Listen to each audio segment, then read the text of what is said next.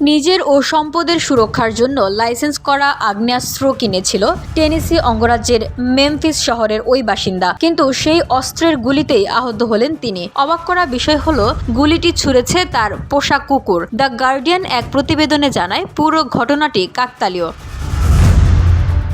রোববার ছুটির দিনে ব্যস্ত সময় কাটিয়ে রাতে অঘোরে ঘুমাচ্ছিলেন ওই ব্যক্তি। পাশে ঘুমিয়েছিলেন তার নারী সঙ্গী। সোমবার ভোরে প্রচণ্ড গুলির শব্দে ঘুম থেকে হুড়মুড় করে ওঠেন তিনি। সঙ্গীরও ঘুম ভেঙে যায়। ঘুম ঘুম চোখে ঠিক কী ঘটেছে সেটা বোঝার চেষ্টা করছিলেন তারা। হঠাৎ ওই ব্যক্তি দেখতে পান যে তার বাঁ পায়ের উরু বেয়ে গড়িয়ে পড়ছে রক্ত। তিনি গুলিবিদ্ধ হয়েছেন। গুলি তার উরু ছুঁয়ে বেরিয়ে গেছে।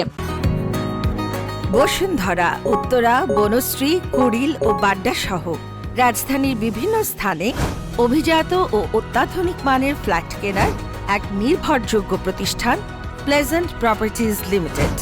তাই আপনার স্বপ্নের আবাসনের জন্য আজই যোগাযোগ করুন। Pleasant properties limited, where destiny matches eventually.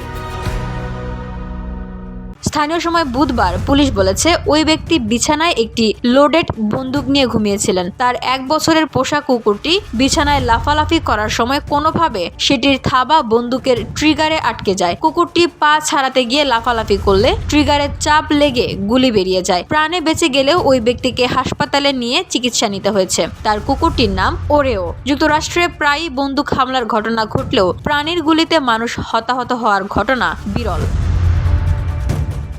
VOD Bangla news desk.